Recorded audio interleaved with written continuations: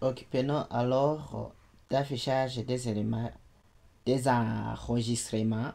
Ça, les différents, les différents valeurs, par exemple 4 Jacques, Georges M, Jacques, Georges, arobase gmail.com, html.jpg, user, et le mot de passe qui est crypté, qui est haché.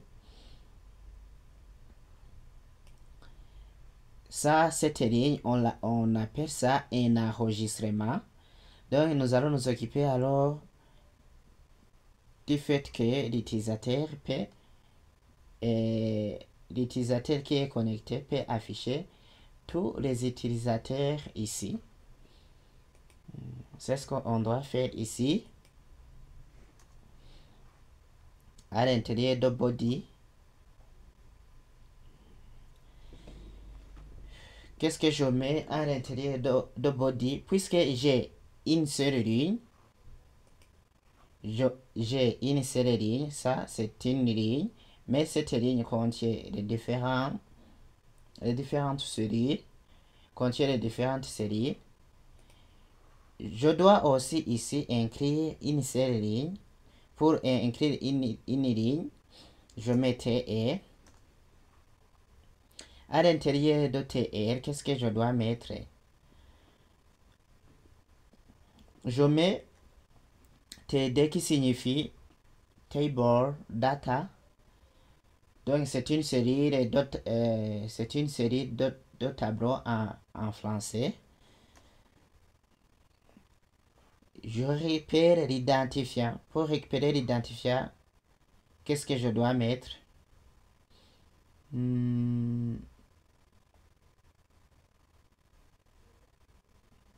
Non, non et non. Avant de récupérer toutes les données, j'utilise quoi? Je fais CTRL plus, oui. Qu'est-ce que je fais?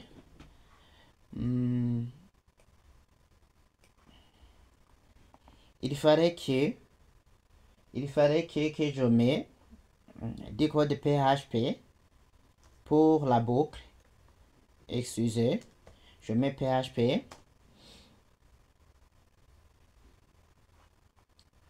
Et d'ailleurs, j'enlève ce que j'ai mis à l'intérieur. Je dois inclure du code PHP.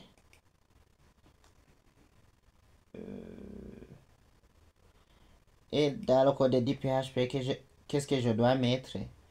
Je dois mettre la boucle while.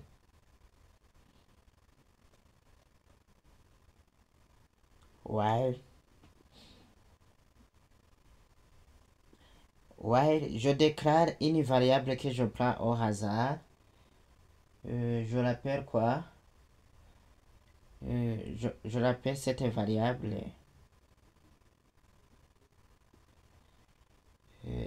J'appelle cette variable users. Et pour récupérer les données de l'utilisateur, je dois faire appel à getAllUsers. So getAllUsers se trouve où?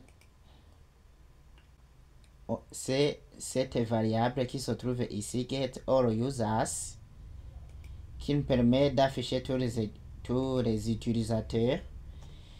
getAllUsers, et je le récupère dans un tableau fetch.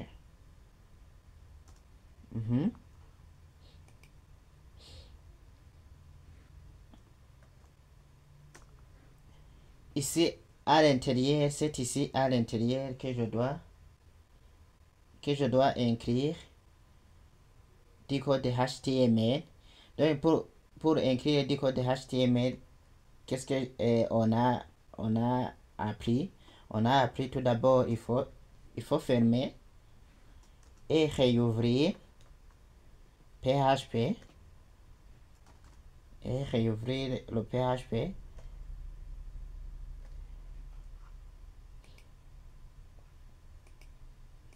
Je le mets sur une seule ligne.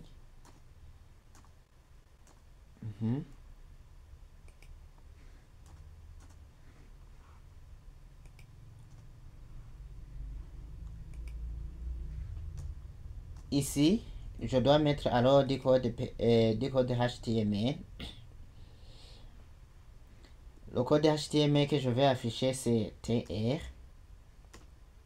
À l'intérieur de TR, qu'est-ce que je dois mettre? Je dois mettre TD.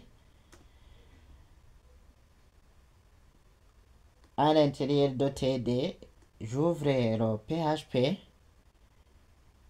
Je fais le diminutif pour echo.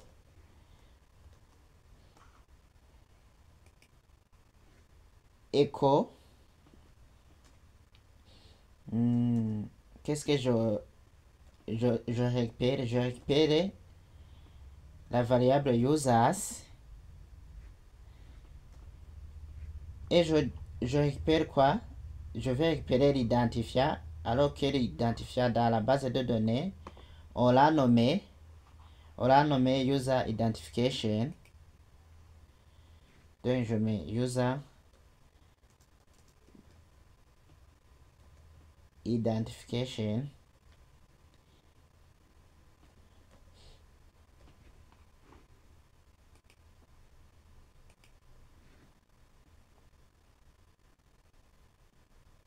Point virgule. Je fais copier ce bout de code. Ici, je remplace avec le nom. On a utilisé user last name dans la base de données. User last name. Je mets aussi le prénom. C'est user first name. User first name. Je récupère aussi le genre. On a utilisé user gender.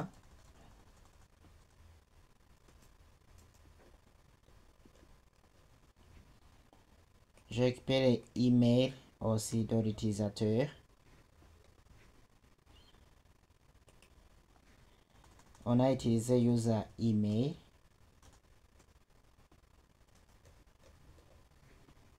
Je récupère aussi, après avoir récupéré tout, je dois récupérer la photo.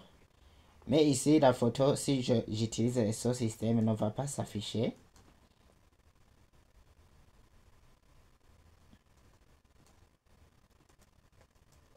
Je fais une petite démonstration. Et on vérifie si on est dans le bon chemin.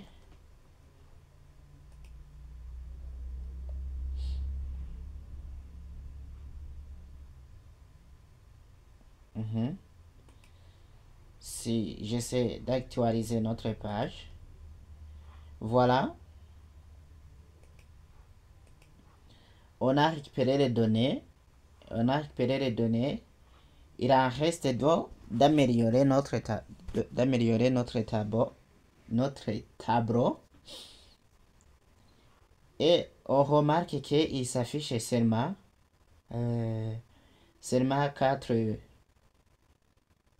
4 utilisateurs. Jacques, Georges, Jean, Luc, administratif, Paul, Jean-Paul.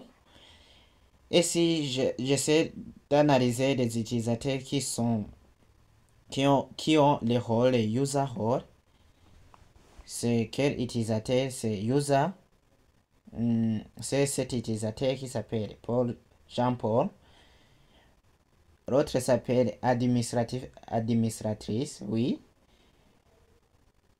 L'autre c'est Jean-Luc. Est-ce que c'est Jean-Luc? Oui. L'autre c'est Jacques et Georges. Oui, c'est bon. On a bien récupéré les données avec la condition qu'on a mis ici. C'est user. Il va nous afficher tous les utilisateurs du site, mais qui ont le rôle user role qui est égal à user. C'est bon. Nous allons alors améliorer notre tableau. Excusez, notre tableau. Nous allons améliorer ce tableau par l'appeler